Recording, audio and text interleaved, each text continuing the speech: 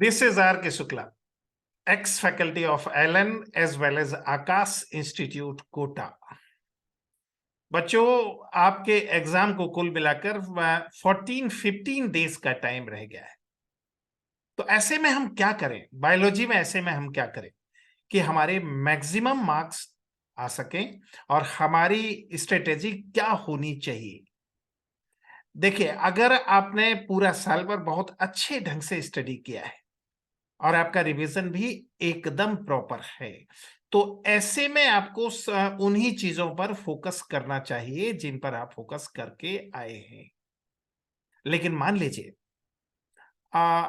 सारा टॉपिक आप तैयार नहीं कर पाए, या पहली बार आप मेडिकल में बैठ रहे, तो ऐसे में सारा टॉपिक आप तैयार नहीं कर पाए हैं, या आपने टॉपिक तैयार किया है लेकिन आपका रिवीजन प्रॉपर नहीं है, तो ऐसे में जब केवल 15 डेज का टाइम हो, तो हमारी स्टडी को सिलेक्टिव हो जाना चाहिए। बायोलॉजी के सारे चैप्टर में से कुछ खास सारे चैप्टर पूरी तरह तैयार करने के बजाय कुछ खास टॉपिक को हमें तैयार करने का प्रयास करना चाहिए। आखिरी आखिरी टाइम पर ऐसी ही स्ट्रेटेजी हमारी होना चाहिए। अब सवाल इस बात का है, वो कौन से खास टॉपिक हों जिन्हें हम तैयार करें और जिससे मैक्सिमम नंबर हमारे आ सके। और अगर सारा आपका बहुत अच्छे से तैयार भी है, तो भी लास्ट टाइम में जो मोस्ट इंपॉर्टेंट टॉपिक है वही आपको तैयार करना चाहिए, उनका ही रिवीजन आपको करना चाहिए। तो जैसा कि नीट 2022 के टाइम एक वीडियो मैंने अपलोड किया था, most important topic of biology, और लगभग सारे क्वेश्चन टॉपिक में से ही आए थे। सेम पैटर्न पर इस साल नीट 2023 के लिए भी एक वीडियो मैं अपलोड कर रहा हूं। अगर आपका भाग्य थोड़ा सा साथ देगा तो बायोलॉजी में बहुत अच्छा परफॉर्म आप कर पाएंगे। चलिए बात करते हैं कौन कौन से यूनिट में, कौन कौन से चैप्टर में कौन से कंटेंट बहुत ज्यादा इंपॉर्टेंट है। चलिए बात करते हैं इस बारे में। So now we are discussing about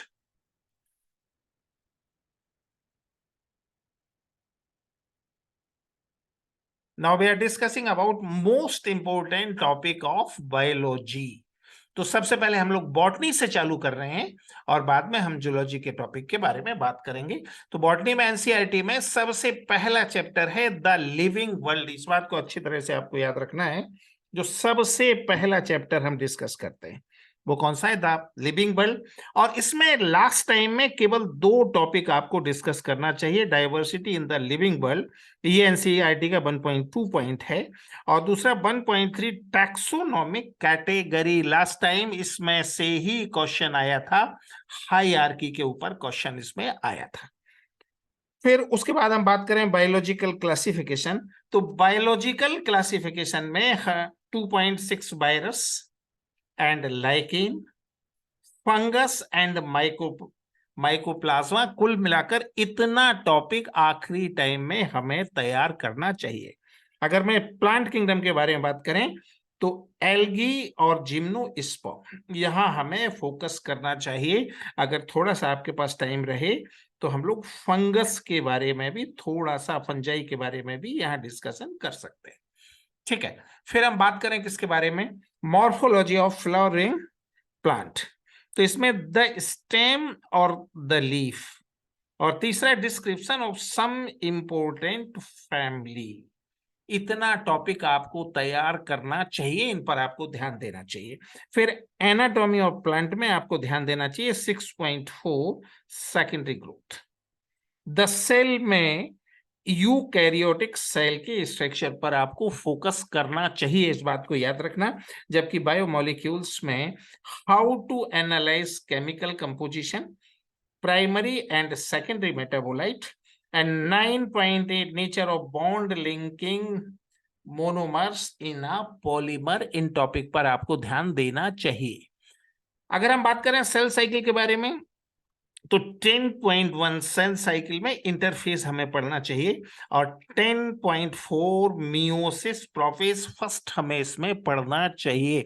और प्रोफेज फर्स्ट में 2 पॉइंट मैं आपको यहाँ पे बता दूं, पैक्टाइटीन में क्रॉसिंग ओवर होता है और डिप्लोटीन में कैजमा फॉर्मेशन। ये 2 पॉइंट यहाँ पर निश्चित रूप से याद रखना, अक्सर इन पे क्वेश्चन आता है। फिर ट्रांसपोर्ट इन प्लांट में देखें तो 11.3 long distance transport of water. फिर मिनरल न्यूट्रिशन की बात करें तो 12.6 metabolism of nitrogen. Photosynthesis in higher plant तो इसमें 13.5 what is light reaction and 13.6 the electron transport. ये 2 पॉइंट पर आपको ध्यान देना चाहिए। अगर बात करें रेस्पिरेशन इन प्लांट तो इसमें 14.4 एरोबिक रेस्पिरेशन, इस पर आपको ध्यान देना चाहिए। फिर हम बात करें sexual reproduction in flowering plant, इस टॉपिक की बात करें तो इसमें 2.4 post fertilisation structure and event. फिर प्रिंसिपल ऑफ इनहेरिटेंस तो इसमें 5.2 इनहेरिटेंस ऑफ वन जीन, ठीक है, inheritance of one gene and 5.3 inheritance of 2 gene, खास तौर से लिंकेज पर ध्यान देना चाहिए। और 5.5 पे हमें ध्यान देना चाहिए म्यूटेशन पर। फिर मॉलिक्यूलर बेसिस ऑफ इनहेरिटेंस में 6.1 DNA, 6.4 DNA replication and 6.5 transcription, in point पर आपको ध्यान देना चाहिए। फिर हम बात करें माइक्रोब्स फॉर ह्यूमन वेलफेयर तो इसमें याद रखना 10.2 microbes in industrial production and 10.5 microbes as bio control agent. फिर ऑर्गेनिज्म एंड पॉपुलेशन में 13.2 पॉपुलेशन, इकोसिस्टम में 14.1 ecosystem structure and function and 14.2 productivity. फिर एनवायरमेंटल इशू में 16.6 greenhouse effect and global warming and 16.7 ozone depletion in the stratosphere. फिर biotechnology में plasmid and enzyme for biotechnology और biotechnological application में सबसे ज्यादा ध्यान आपको देना चाहिए, बीटी टेक्निक के ऊपर आपको सबसे ज्यादा फोकस करना चाहिए। फिर आइए हम बात कर लें जूलॉजी वाले टॉपिक के बारे में। अगर मैं टैक्सोनॉमी में बात करता हूं तो basics of taxonomy as well as chordata, इन 2 टॉपिक पर आपको ध्यान देना चाहिए। और बेसिक्स में भी जो खास ध्यान आपको देना चाहिए वो एग्जाम्पल पर आपको ध्यान देना चाहिए, इस बात को याद रखना, आपको फोकस करना चाहिए एग्जाम्पल। अगर हम स्ट्रक्चरल ऑर्गेनाइजेशन का बात करते हैं तो example of epithelial tissue, connective tissue में पाई जाने वाली cell and comparison of 3 type of muscles and structure of neuron. Earthworm सीधे सीधे आपके सिलेबस को रिलेट नहीं करता, तो आप चाहें तो आखिरी राउंड में उसे छोड़ भी सकते हैं। फिर हम बात करेंगे कॉकरोच की, तो कॉकरोच में external feature and reproductive system. और अगर मैं फ्रॉग में बात करूं तो हार्ट एंड यूरिनोजेनाइटल सिस्टम, ठीक है। फिर हम बात करें किसके बारे में, डाइजेशन, तो mechanism of digestion, digestive enzyme and mechanism of absorption, ये मोस्ट इंपोर्टेंट पॉइंट। अगर मैं एक्सक्रीशन की बात करूं तो type of excretion, nephron and mechanism of urine formation, इन पर मेहनत करना चाहिए। अगर मैं सर्कुलेशन की बात करूं तो structure of heart, cardiac cycle, ECG, double circulation, blood group and mechanism of clotting, इन पर आपको ध्यान देना चाहिए। फिर अगर मैं बात करूं मूवमेंट एंड लोकोमोशन तो इसमें type of joint and disease associated. अगर मैं रेस्पिरेशन पे बात करता हूं तो mechanism of breathing, control, oxygen dissociation curve, chloride shift and conductive and exchange part.